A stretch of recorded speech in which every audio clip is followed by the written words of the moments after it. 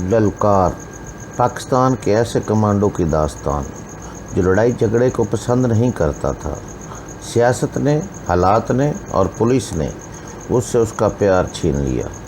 वो आदमी बेजार हो गया। फिर एक दोस्त ने उसकी ज़िंदगी बदल दी। वो दिन ब दिन फुलादी जिस्म और इरादों का मालिक बनकर अपने और मुल्क दुश्मनों पर टूट पड़ा। दास्तान की तरफ चलने से पहले चैनल को सब्सक्राइब करें, लाइक करें और शेयर करके अपनी मोहब्बत का सबूत दें। शुक्रिया।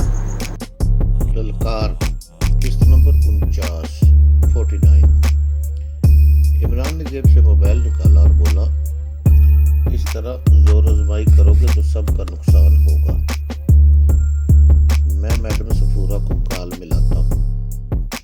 मैडम से कॉल मिलाकर बता देना कि उसे सब कुछ नादिया जहरीले बर्फकारी उसका सीना तोपने की तरह चल रहा था। उसने गार्ड को इशारा किया और सलीम को बेदर्दी से खींचते हुए दरवाजे की तरफ बढ़े। इस मौका पर मैंने देखा इकबाल का भी पैमाना सब्र लबरेज हो गया है। वो आगे बढ़ा मगर इमरान ने उसे हाथ से रोक दिया।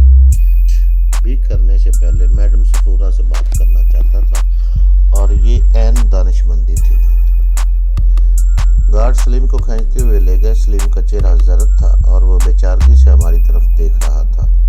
इमरान ने पुकार कर कहा, घबराओ नहीं सलीम, ये अभी छोड़ देंगे तुम्हें। वो मैडम सफूरा को कॉल मिलाने की कोशिश करने लगा। वो नहीं जानता था और हम दोनों में से कोई भी नहीं जानता था कि हम सलीम को आखिरी बार देख रहे हैं। अब हम उसे नहीं देख सकेंगे। इमरान कॉल मिला रहा था और उसकी आंखों की सुर्खी बढ़ती जा रही थी। यह सुर्खी उसे एक बिल्कुल मुख्तलिफ रूप दे रही थी। चंद सेकंड बाद मैडम सफूरा से कॉल मिल गई। हेलो मैडम, आप कहाँ हैं?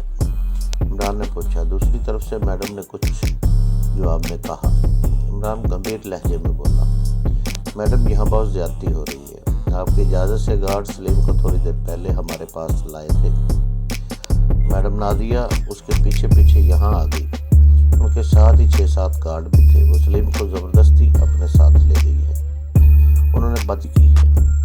जवाब में कुछ कहा गया जो इमरान ने खामोशी से सुना। फिर बोला, ठीक है मैडम, लेकिन एक बात आप भी ज़हन में रखिएगा, मैंने आपसे सलीम के सिवा और कुछ नहीं मांगा था और इसकी जो हालत हो चुकी है वो भी मैंने देख ली है।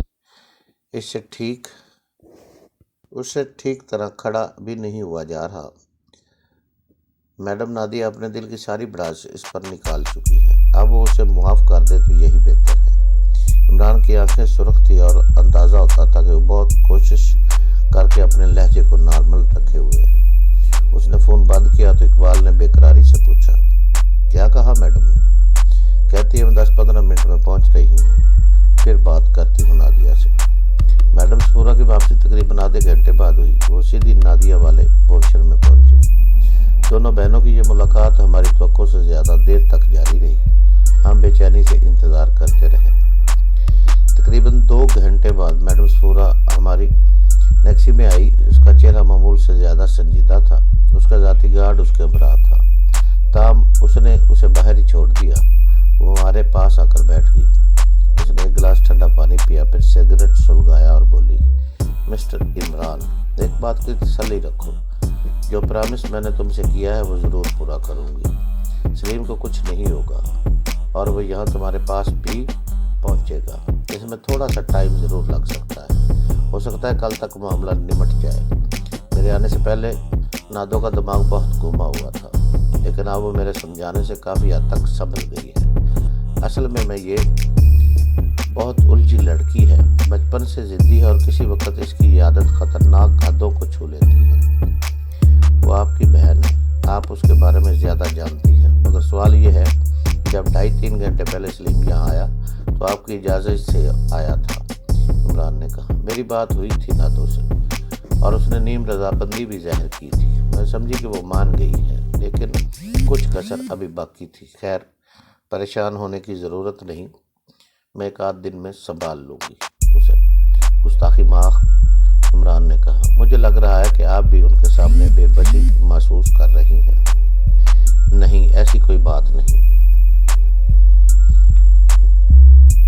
बस इसकी तबीयत से डर लगता है। कभी कभी उसका रवैया नफसियाती मरीज़ा जैसा हो जाता है। बहुत ज़्यादा ड्रिंक कर लेती है, साथ में नशा और गोलियां खा लेती है। ऐसे में शोर मचाती है और तोड़ फोड़ करती है। 1-2 मरतबा ज़ख्मी हालत में भी उसे अस्पताल ले जाना पड़ा है, मगर मैडम गुस्ताखी माफ़, इस डर से कि वो शोर मचाएंगे और तोड़ फोड़ कर हम किसी जीते जागते इंसान की ज़िंदगी को ख़तरे में नहीं डाल सकते।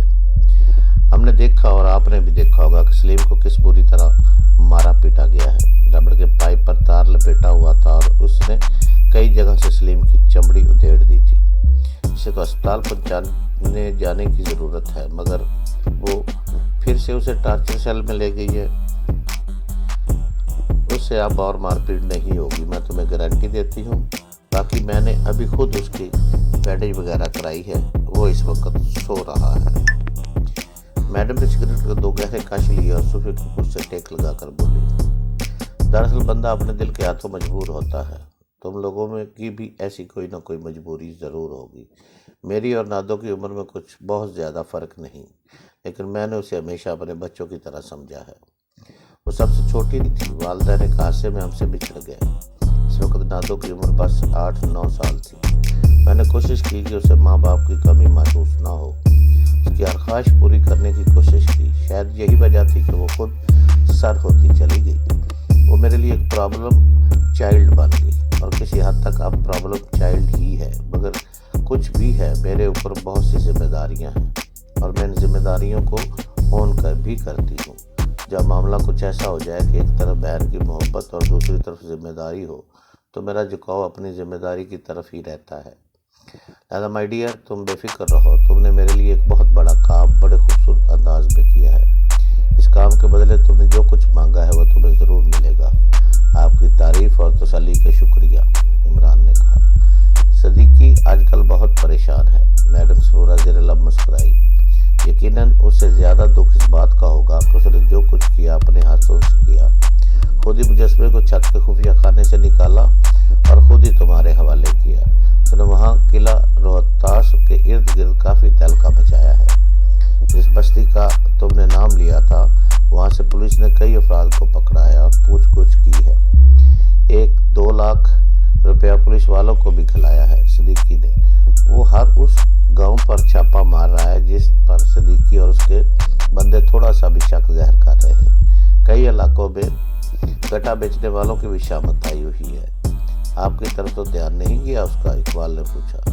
लगता तो नहीं है, और अगर गया भी तो इसके लिए सबूत चाहिए होगा। वो यहाँ तो नहीं आ धमकेगा? इमरान ने पूछा। हो सकता है अपनी विपदा सुनाने के लिए आ धमके, मगर नैक्सी की तरफ उसका कोई काम नहीं होगा। हाँ, अगर वो मेरे पास आया तो मैं तुम लोगों को इतला कर दूंगी। वो ज़्यादा से ज़्यादा 2-3 घंटे ही रुकेगा। इस दौरान में तुम लोग नैक्सी के अंदर ही रहना। इमरान बोला, मैं तो चाहता था कि आज सलीम आ जाए तो कल हम किसी भी वक्त यहाँ से शिफ्ट हो जाए। यहाँ की निस्बत कोई भी दूसरी जगह हमारे लिए ज़्यादा महफूज होगी। सॉरी, मैं तुम्हारे ख्याल से इत्तेफाक नहीं करती। तुम्हें यहाँ लाल कोठी में किसी किस्म का नहीं। मैं इस बारे में भी तुम्हें गारंटी देती हूँ कि अभी चंद रोज़ तुम सुकून से ही आना हो। इसके बाद देख लेंगे कि क्या सेटअप बनाना है। मैं तुम्हारे इस साथी इकबाल की टांगों के बारे में भी फिक्रमंद हूँ। इसका इलाज जल्दी और अच्छे तरीके से होना चाहिए। इकबाल बोला, मैडम हमें ज़्यादा परेशानी सलीम के हवाले से। आप ये परेशानी ख़त्म कर दें, बाकी परेशानियाँ खुद ही खुद ख़त्म हो जाएगी। डोंट वरी, मैडम सफूरा उठते हुए बोली, सब ठीक हो जाएगा। रात 11 बजे का वक्त था। इकबाल सो चुका था, हम ऊँग रहे थे। अचानक इमरान तड़प कर उठ बैठा। वो कान लगाकर कुछ सुनने की कोशिश कर रहा था। मैंने भी कोशिश की। नादिया वाली लाल कोठी की तरफ से मध्यम आवाज़ें आ रही थी। मैं लर्ज गया। ये सलीम की आवाज़ें थी। 2-3 बार ज़ोर से चलाया, फिर शायद कराहने वाले अंदाज में आवाज़ बुलंद कुछ उसने कहा। कुछ देर बाद एक और मर्दाना आवाज़ इसकी आवाज़ में गुडबुड हो गई। किसी शय के टूटने की आवाज़ उभरी और खामोश छा गई। इमरान बेचैनी से बेडरूम में टहलने लगा। उसकी चौड़ी पेशानी पर तफक्कुरात की लकीरें थी। उसने तकिए के नीचे से मोबाइल निकाला और मैडम सफूरा को कॉल करने लगा। तीसरी या चौथी कोशिश पर राब्ता हुआ। दूसरी तरफ से मैडम की भारी लेकिन पुरकशिश आवाज़ सुनाई दी। Hello madam. अभी कोठी की तरफ से सलीम के चलाने की आवाज़ें आ रही थी। मुझे लगता है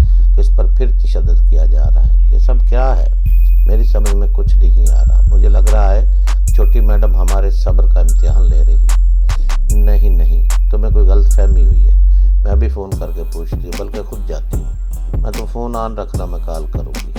तकरीबन 10 मिनट इंतज़ार में गुजरे। इस दौरान में कोठी की तरफ से कोई मज़ीद आवाज़ बुलंद नहीं हुई। आखिर मैडम सफूरा की कॉल आ गई। Hello, madam Safura speaking. उसने अपने मखसूस बारोब लहजे में कहा, जी मैडम, मैंने कहा था ना ऐसी कोई बात नहीं है। मैं भी खुद देख कर आई हूँ, वो बिल्कुल ठीक है, बस तेज़ बुखार की वजह से बोल रहा है। एक छोटा फ्रिज भी नीचे गिरा दिया है। उसके अटेंडेंट ने दुआ खिला दी, अब सो रहा है। Don't worry, he is quite okay, madam ने कहा।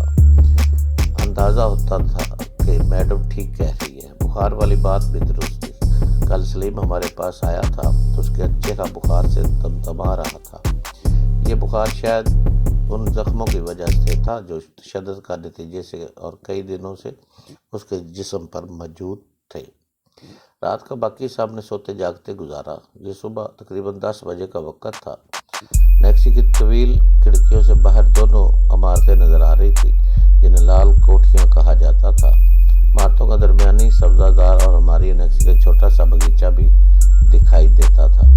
गाहे बगाहे दो एकल कुत्ते की आवाज़ें फिजा में उभरती थी और फिर खामोशी छा जाती थी। कुत्ते की आवाज़ में एक अजीब तरह की होलनाक कैफियत मौजूद रहती थी। ये आवाज़ इस तर्ज के दीगर कुत्तों से मुख्तलिफ थी। यकलख्त में बुरी तरह चौंक गया। मुझे लगा कि नादिया की रैशगाह की बलाई मंजिल से कोई परछाई सी उड़ती हुई ज़मीन पर गिरी है। ये हरगज़ वहम नहीं था। परछाई के ज़मीन से टकराने की पुरजोर आवाज़ सुबह के सन्नाटे में दूर तक गूंजी थी। मेरे साथ इमरान ने भी ये मंजर देखा था। ओ गॉड, उसके मुंह से तखीर के आलम में निकला।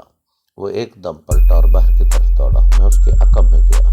हम बागीचे से भागते हुए गुजरे। इस दौरान में पहरेदार की बुलंद आवाज़ें भी सुनाई थी। इर्द गिर्द एक भगदड़ सी मच गई थी। सबसे पहले मैं और इमरान मौका पर पहुंचे। मेरी रगों में खून मुंजमद हो गया। मैं सख्ते की कैफियत से अपने सामने देखता चला गया। बुलाई मंजिल की खिड़की से पुख्ता फर्श पर गिरने वाला शख्स सलीम था। लगता था वो सर के बल गिरा है और उसके नाक मुंह से खून जारी था। पूरा जिस्म जान कई के आलम में लर्ज रहा था। इमरान ने झपट कर उसका सर अपनी गोद में रखा। सलीम, सलीम, उसने कर्बनाक आवाज़ में पुकारा। सलीम गालबन सुनने और जवाब देने के मरहले से गुजर चुका था। एक पठान गार्ड ने लर्जा लहजे में कहा, खुदाया, ये क्या क़यामत हो गया। गाड़ी लाओ, इमरान दौड़ा और सलीम को अपने बाजू में उठा लिया।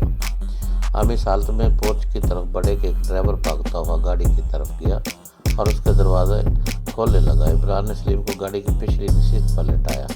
देखते ही देखते नशिस्त का सफ़ेद गुलाब खून में सुर्ख हो गया। फिर मैंने देखा कि इमरान एकदम साकत हो गया। वो बेपनाह बेचैनी जो उसके हाथ पाँव में दौड़ रही थी यकलख मादूम हो गई। तब उसकी वजह भी मेरी समझ में आ गई। हमारा दोस्त व खैर ख्वाह सलीम आखिरी हिचकी ले चुका था और अब हम में से नहीं था। लगता है ख़त्म हो गया, गार्ड ने तासुब भरी आवाज़ में कहा। दूसरे ने तायद की। मैंने इमरान का चेहरा देखा। वो किसी संगलाख पत्थर की तरह सपाट और बेहस नजर आ रहा था। यही वक्त था जब नादिया, सेठ सराज और शरार वगैरह तेज़ कदमों से पोर्च की तरफ आते हुए दिखाई दिए। सेठ सराज के हाथ में किसी प्लाजे वगैरह का रोल किया हुआ नक्शा था। मैडम नादिया ने सलीम की खुचगा लाश देखी और कराह कर पूछा, ओ गॉड, ये क्या हो गया, कैसे हुआ ये सब कुछ? हो, हमको लगता है जी ये ऊपर वाला खिड़की से गिरा है। वो देखे, खिड़की की अब भी खुला है। पठान गार्ड ने खिड़की की तरफ इशारा किया। ये गिरा नहीं, उसने छलांग लगाई है, सराज ने गंभीर आवाज़ में कहा। ये रात को भी ऐसी ही बातें कर रहा था। बकवास बंद करो। अचानक इमरान चकाड़ा। वो बेइंतहा तेज से पलटा और चौड़े चकले सराज पर जा पड़ा। इसने दोनों हाथों से सेठ सराज का कल्फ और गिरेबान पकड़ा, फिर उसे धक्का धकेलता रगीरता घसीटता चला गया। दोनों एक दो एकल मोटरसाइकिल पर गिरे और फिर पोर्च के फर्श पर आ रहे। शेर आकब से आया इमरान से लिपट गया। वो शायद किसी ऐसी सूरत हाल के लिए पहले से चौकस था। उसने इमरान को पीछे से पूरी कुव्वत के साथ अपने बाजुओं में जकड़ लिया। एकदम बहुत से अफराद इमरान पर पल पड़े। वो शायद की मक्खियों की तरह इमरान से चिमट गए। इस दौरान में سراج بھی عمران سے نکلنے میں کامیاب ہو گیا. اس کا گریبان ناف تک پھٹ چکا تھا. وہ بھی عمران کو مارنے والوں میں شامل ہو گیا. اب مجھ سے رہا نہیں گیا. محکم سے سراج پر جھپٹا اور اسے بالوں سے پکڑ کر اپنی طرف کھینچنے لگا. اس کے سر کے بال کسی جنگلی گھوڑے کے بالوں کی طرح سخت اور موٹے تھے. میں نے اسے اتنے زور سے کھینچا کہ وہ نہ صرف عمران سے جدا ہوا بلکہ پشت بل فرش پر گر گیا.